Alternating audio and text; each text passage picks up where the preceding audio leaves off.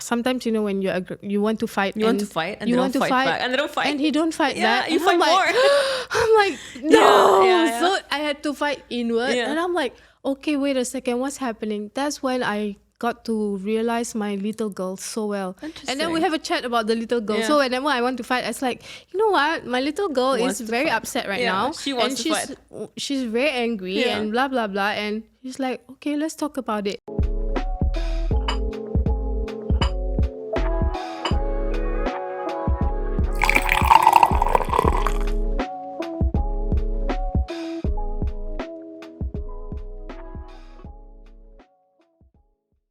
Hi everyone, welcome to a new episode of Bidun Sukkar, where we discuss and question culture and social norms without sugarcoating or filters.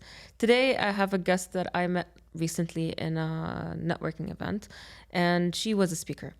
And the topic that she was covering is about her incredible story with resilience. She has a very, very, very good story to tell. But it's also about the journey back to self. And what does that mean? So today I have Zay, who is short for Zeytuna, which I think is very cute. Hi. Zay, thank you for joining us today. Thank you for having me. So let's start. What brought you here? What brought us together, actually? I think we have a lot in common. I think when I saw you, I saw very strong women. And then I met another lady at the event and I said, oh my God, don't mess with these two alpha women. Remember I said that? What's her name? Nidal. I said, don't mess with, like, girls don't mess with these two alpha women. And I'm glad you are running a podcast, and I thought we should speak what made us alpha women, and why are we choosing softness. Let's start with your story, because it's a roller coaster of a story. So if you can give us a little bit of about myself. Well, basically I've been an entrepreneur the last 22 years. I'm from Singapore, live in Dubai now. And journey of entrepreneurship is one hell of a ship on its own. I worked with mentors, male mentors who, you know, there's so much of ego, a lot of sexual harassment, I had to struggle so much just to fit in. Even if you are really smart and you have all this intellection and conversation you want to speak about, you have to play it down and look not so smart so that they can feel adaptable. And this is something that I think it's been 22 years of journey. And even last week when I was having a meeting and I said, I started with women empowerment, and there were 2 guys out of 5 ladies in the room, and with other 5 ladies, and I said, I run a women empowerment. By the way, don't worry, I'm not a feminist. I had to justify myself. Oh, you felt that? Yeah, every time I do that, because just to make the guys feel more comfortable. I think there was no need for that. We do that, right?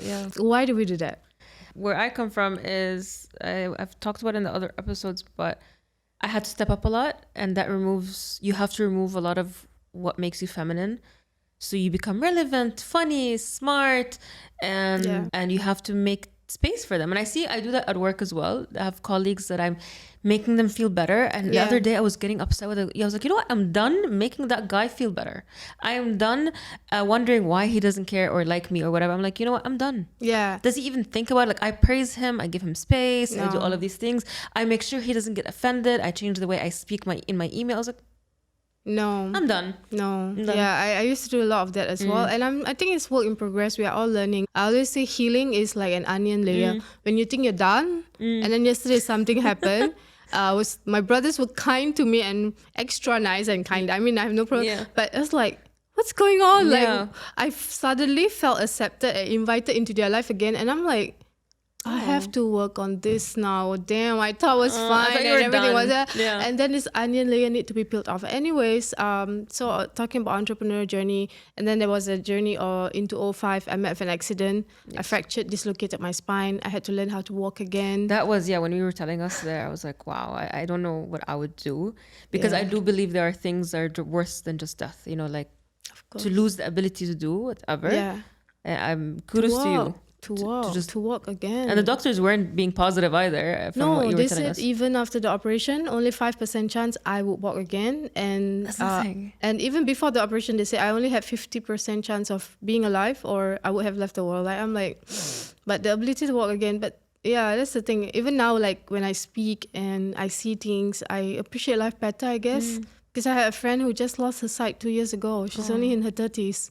Just became blind. I can't imagine. Yeah. And I'm like, every time, like when I admire the moon or the sky or something, I'm like, Jen can't see anymore. Like, oh my God. Do you think that accident got you to where you are right now? Like, I would thank God there was definitely wisdom in it, but didn't really change me until a year into the accident when I decided that I started questioning God. Okay. I started questioning, like, why didn't I die, like, from the accident? What's my purpose of being? Like, why am I still here? There's so many questions. So I always say this to my audience when I speak, like, you have to ask questions. Like, why? Yeah. And also find solution, and then obviously you become the solution provider. That's how I started writing books, speaking, training, coaching, mentoring. But if we don't question why and we just go with the flow, it's fine to go with the flow, but don't be stagnant. Yeah. I find coasting very damaging for me. If I stay like that, I get suffocated. Anxious. Yeah, I feel so lost. Just to deviate a little bit, last week I was traveling for work, and I realized when I'm outside Dubai, in Middle Eastern cities, I feel powerless. Wow. It's very hard to explain. It's something I realized I have. It's an unprocessed Which country were you? Can I ask? That's fine, yeah. I was in Cairo. There's nothing wrong in Cairo, but outside Muslim country? No, I'm talking about Middle Eastern countries that are not Dubai. So cities specifically, because I grew up very powerless in my own city, from my own family and the way I grew up. So I felt when I go to another country where I feel powerless, it brought up all of these emotions. What do you mean by powerless? I felt, because like in Cairo, unfortunately, it's known to be one of the most unsafest cities for girls, for women. Statistically. I don't. So for me, I've been there 3 times. Yeah, I run out every time. This is my 2nd time, and I was like, I want to go out, I want to see, but I also don't want to put myself in a weird position. I don't want to, and I was uncomfortable. I felt like I'm not in control of my life, and I'm sure there's something more than that. It's not just Cairo; it's everything else. Like I felt it in Beirut, I felt it in Saudi, I feel in different cities. So I'm like, what is it? Why do I still think I'm not safe? Because this is where the whole being strong came from. So as soon as I did that, the way I handle it is I created an Excel sheet, put all the plans that I wanted to put, because it kept going on my head. I felt out of control, and putting a plan makes me be in control. Wow. So I put like a healthy tracker, a habit tracker. I created an Excel sheet of what I want to do for the podcast, for the trips I want to take, the job, like how do I...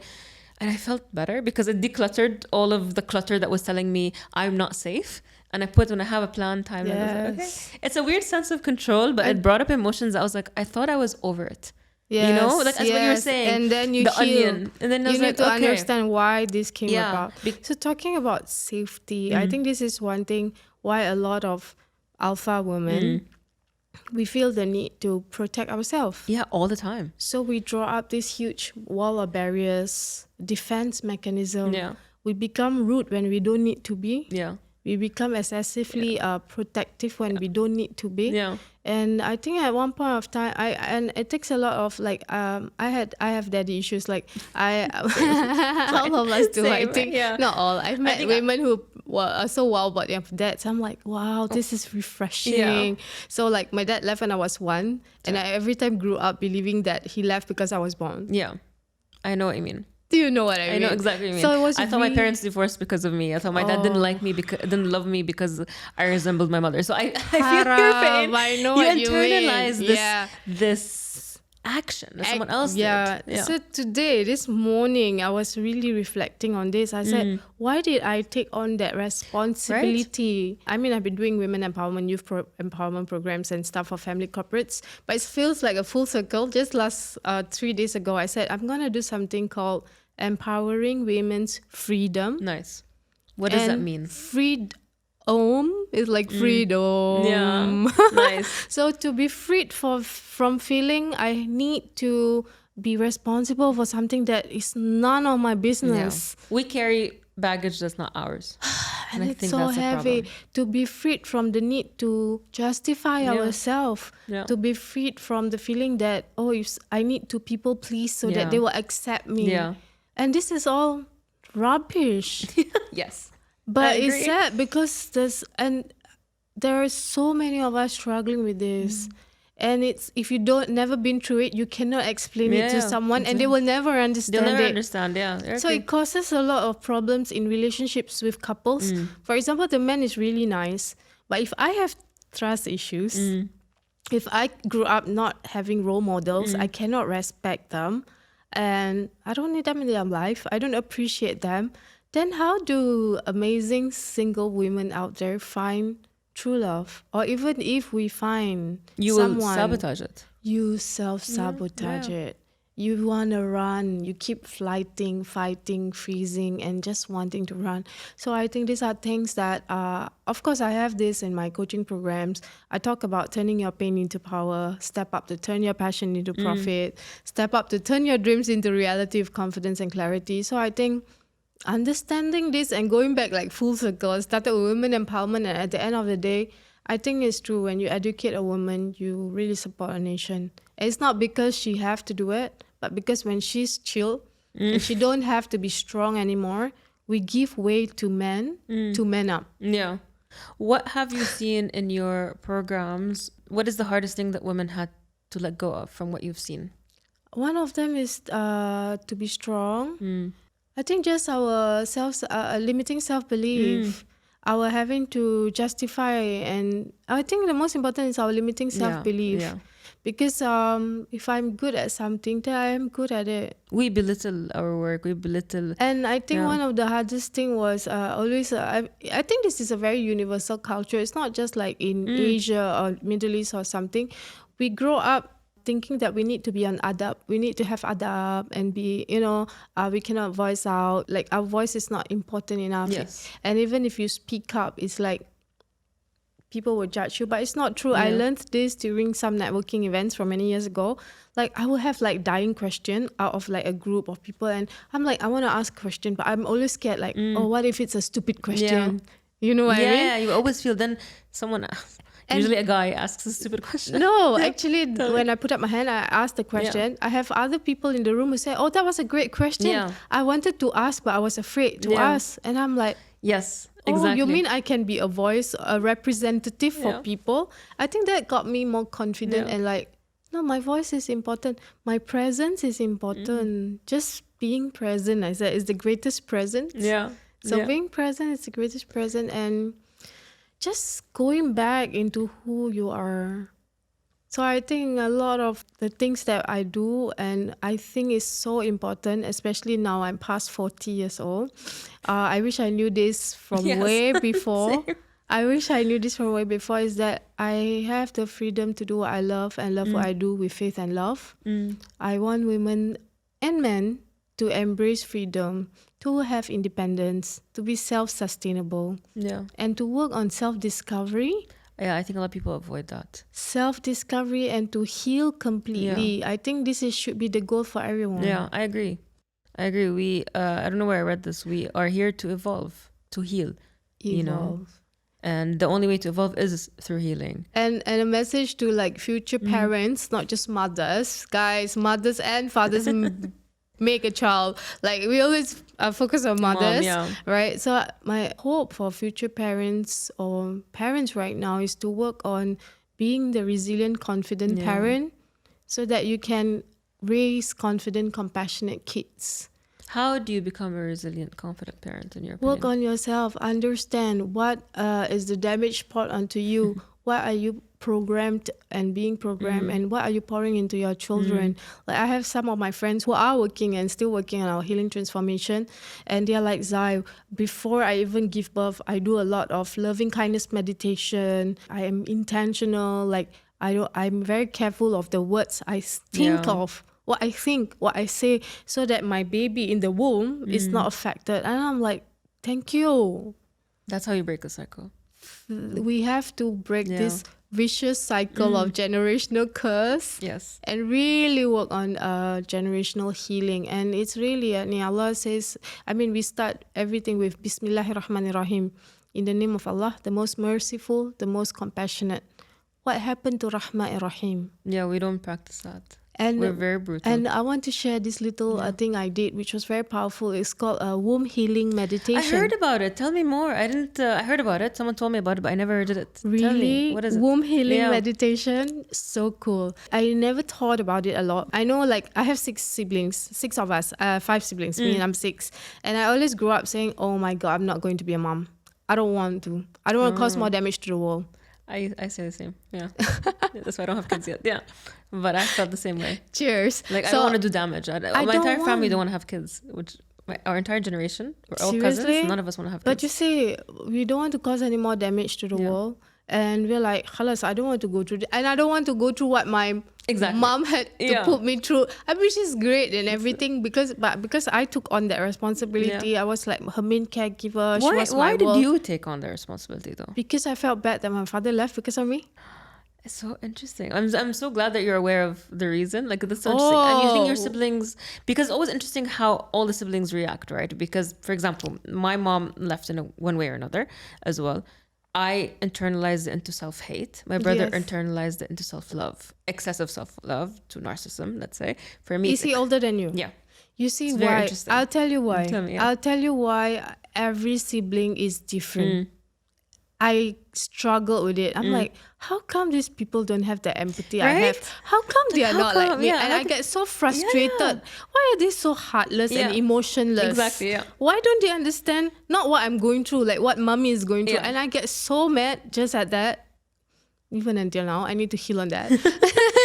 But so what's the answer? But you see, I watched a video, I think, by this psychologist. He said, we have to understand that when my first sibling was born, my mom and dad, maybe they were struggling, but she was working, she was trying to support the family. When the second was born, the family was more comfortable. It's different life stages. Yeah. Different life stages. Third, fourth, fifth. And me, maybe I was the accidental one. Were you the youngest? My mom had me when she was 42. Okay. Like, obviously, I wasn't planned. Like, even worse, I questioned my reason of being. Am I supposed to even exist? Yeah. So I questioned my existence. I questioned, why am I here? Of course. What do I need to be here for? Yeah. And because of all this is going back to why we need to become that strong person, because we feel like we are not supported. Even when we get support, it's not. We refuse to ask for help. We refuse it. We reject it. We reject compliments. We reject help. We reject it all. So back to womb healing, actually. Womb healing, sorry. How did I get to this? Yeah. So, because I didn't want to have kids. Yes. So I was introduced to this womb healing thing through a meditation group I'm on. It was a 7 days meditation. First 2 days, just like, try to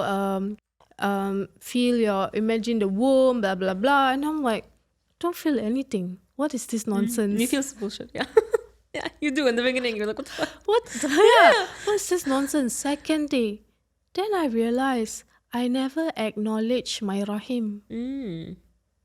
I never acknowledged my womb. It's such a sacred organ. It is. And we undermine it. Because we have already told ourselves, heck, I'm not having kids. I don't need this part of my life to even function. So it was very numb. I couldn't feel it for 2 days. When the third day, when I realized, I started, loving kindness meditation and energy and blah, blah. I start working on chakra healing. I said, wow, this is nice. And I said, and a lot of people always tell me, Zai, if you become a mom, you make a fantastic mom. I'm like, they tell me the same thing. And I'm like, because obviously, of course we will be. We're so aware, like... Yeah, but I don't know if I want to be. Yeah, but yeah. No. That, whether you want to be or not is secondary. But the fact is, we can own it. Like, if it happens, alhamdulillah. If not, but still no. So what happens? I want to write 20 more books. I don't want to have kids. I have 2 books. The books are your kids. See, then it's intentional and you are conscious. It's not just, whatever. No, you have to be conscious and talk about conscious parenting and stuff. So the womb healing thing made me acknowledge my womb. It helped me acknowledge my woman power. Okay. It made me become more softer and really helped a lot. So that's how it started? Oh no, it started way before. This was like cream and cherry on the cake. So it's like, khalas. It was very helpful. Yeah. Interesting. No, I heard about it, but I didn't, because I did energy healing a year ago, and this is where I was faced with the truth that I am not comfortable with being feminine. and femininity and feminine energy and how much I was in my masculine. I had no idea, you know. But all I used to hear that everyone was like, "Oh, you're so aggressive. You're so this. You're that." I'm like, yeah, and that's who I am. You know, you take it as this. But who is I am. that who you really want to be? Is that the true Razan? Yeah, this is where I was discovering, and it's been like been a topic on a few of these episodes where I'm like, I'm trying to find out who I am, because I think there's someone there that isn't tapped into yet, which is my feminine energy.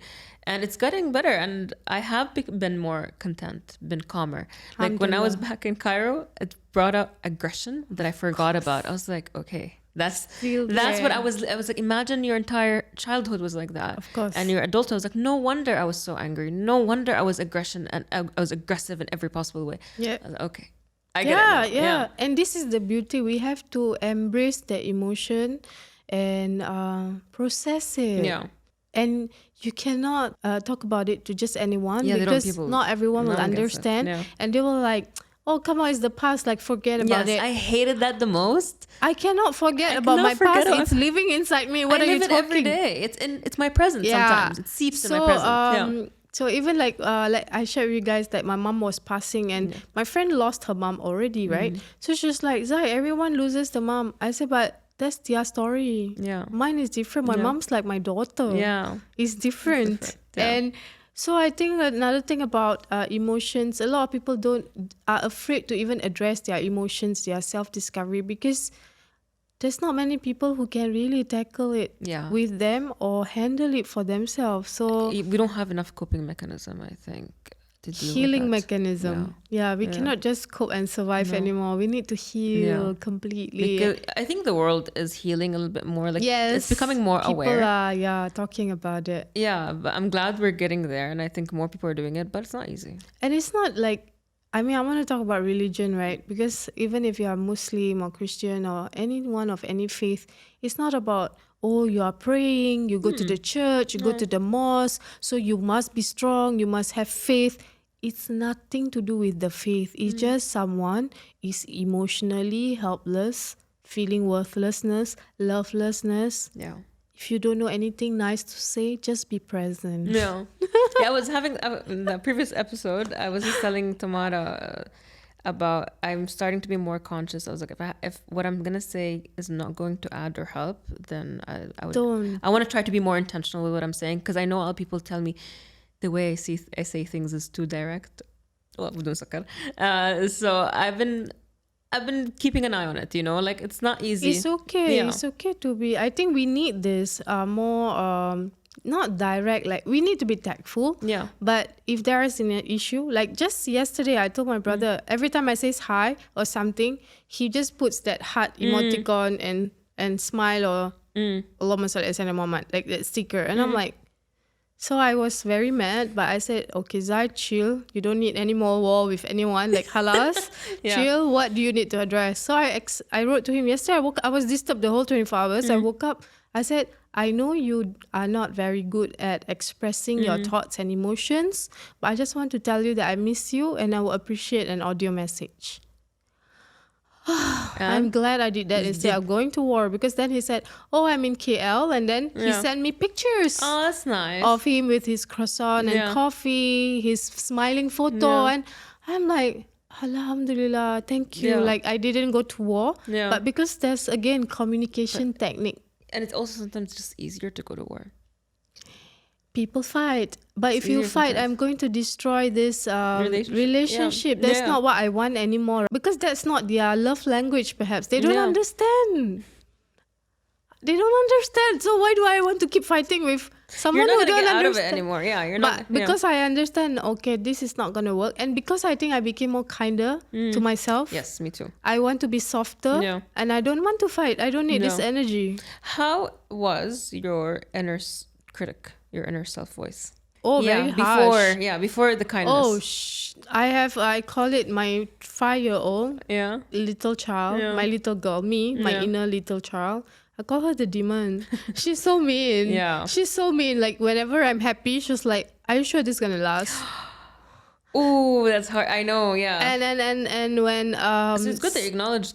When did you find out? 2 years of very hard, 2.5 years of very hard work. But then that's also because I got into a relationship, and the guy is really kind and nice. So I said, I cannot fight with him. Sometimes, when you want to fight. And you want to fight and they don't fight back. And they don't fight. And he don't fight back. You fight more. I'm like, no. Yeah. So I had to fight inward. And I'm like, okay, wait a second. What's happening? That's when I got to realize my little girl so well. And then we have a chat about the little girl. So whenever I want to fight, it's like, you know what? My little girl is very upset right now. She wants to fight. She's very angry and blah, blah, blah. And she's like, okay, let's talk about it. Oh, that's nice. So we have a nice dialogue with the inner child. And he's like, oh, your little girl is very dangerous. Yeah. I'm like, I know, I've been living with her for so long. But then again, what changed is not our partner. I think this is so important. Our partner is not our rehabilitation center. Yes. Both wise, yeah. But women do not go thinking. Women are not rehabs. Men are not rehabs. No, our partners are not the rehab center. They're a mirror to show you what you need to heal, and that's why they piss you off so much. Yeah, but they're not supposed to fix you. Yeah, no, we have to be very mindful of this because they are not trained professionally and they have their own issues to work on. So I think it's so important that when I realized that, I said, okay, maybe I need to speak to someone. What is the healing works I need to do? So I started working on energy healing, tons of meditation. And they help.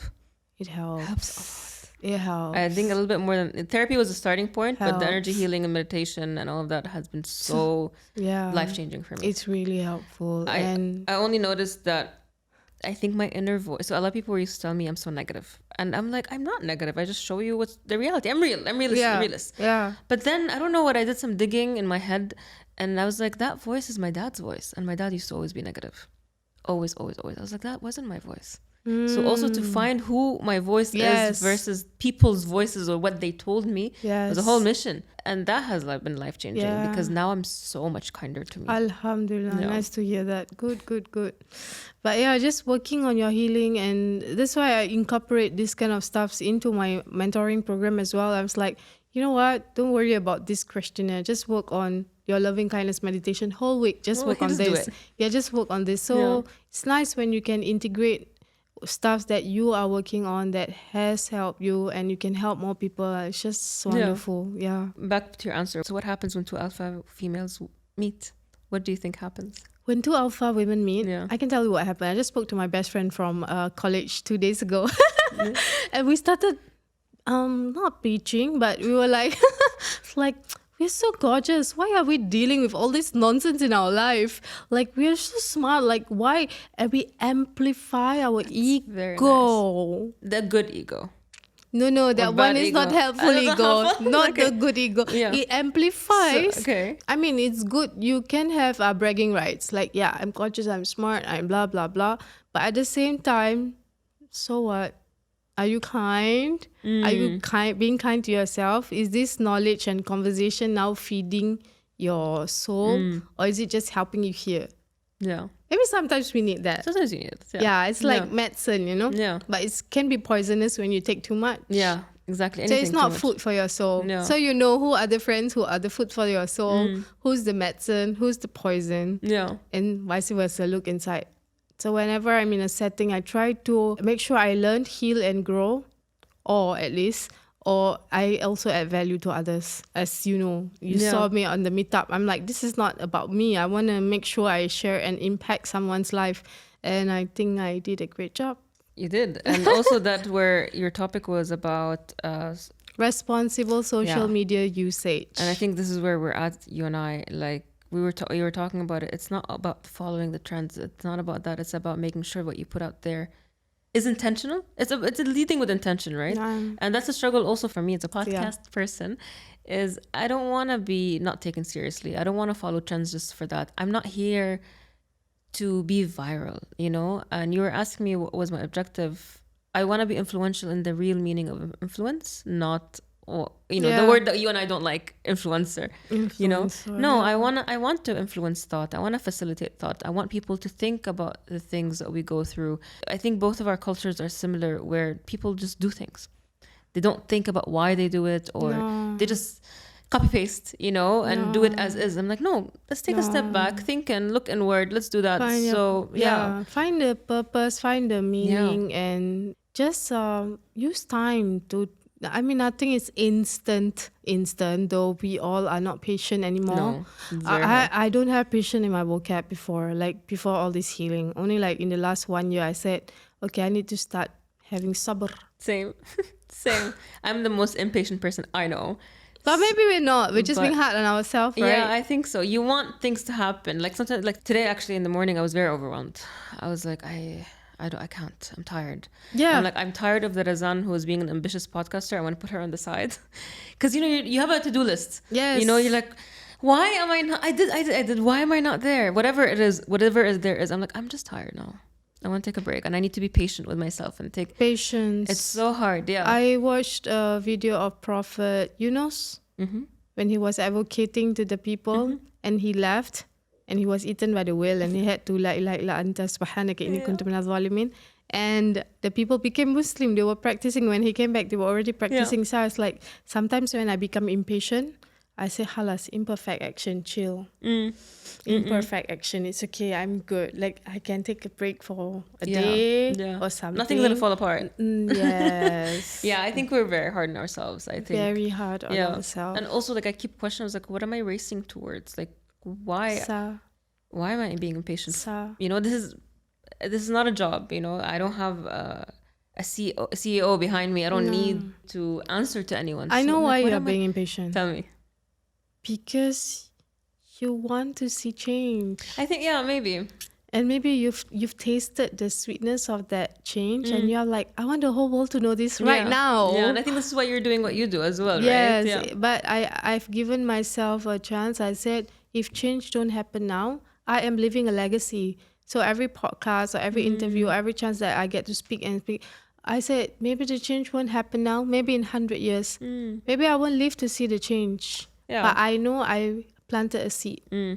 Yes, it's about so I think for all those people out there who are trying to create and build something, of course we want to be known, we want to have our voice heard, we want to be acknowledged and appreciated. But at the end of the day, know that each and every work that you put out, it's going to impact one way or another somewhere out there. Remember I said about the lady on my Facebook who contacted me and said, Zai, I need to speak to you.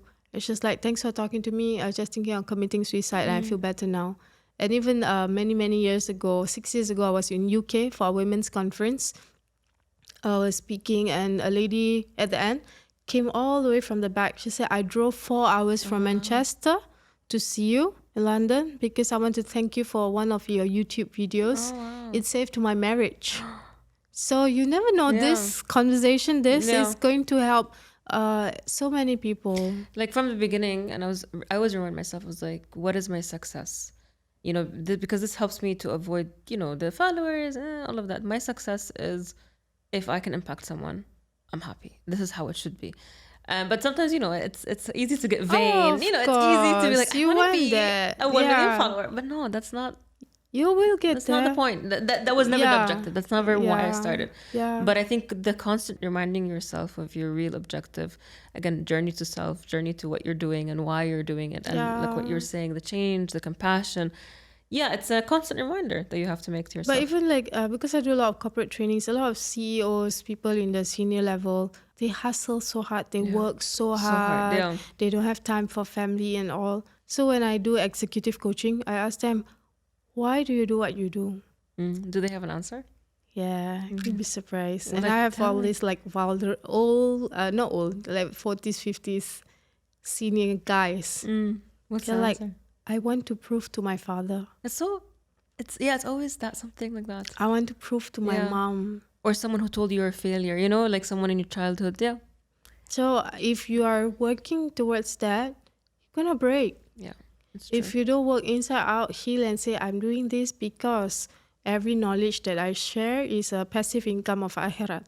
Sadaqah jariyah. It's a dua of a pious child. And God didn't say my own child that I give birth. It can be a righteous child. It can be one of you guys out there. Maybe I share something about a salawat or a Quran. I teach basic Arabic to kids. So on Zoom to my friends' kids and stuff. I know these kids are going to pray for me. So halas, this is why we do what we do. Then you can breathe. Of course, we want all the money, the fame, the everything. But at the end of the day, are you truly doing it for you, or are you doing it for someone else? Well, that's a perfect way to wrap up this episode. And one more thing. Tell me. We always say, I love you to someone, be it a parent, to ourselves, to our partner. Do I love you for you, or do I love you for me? Again, very good question. And that's a very hard one to answer. So when I was losing my mom 3 months before she passed, I said, oh my God, I love you for me. That must have been hard. Oh, wow. Yeah. Because I was so afraid of her leaving. Like, how can you leave me now? Yeah. Blah, blah, blah. Of course, I love her for her. But the bigger part was, I love you for me. Yeah.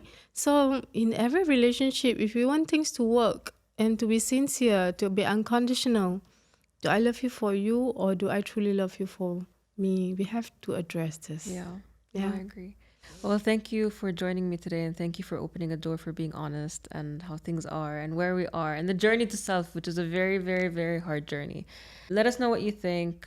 Comment, share, leave feedback. Tell us where you are in your journey, and follow Zay. Zay has a lot of wisdom to share with us. Thank you.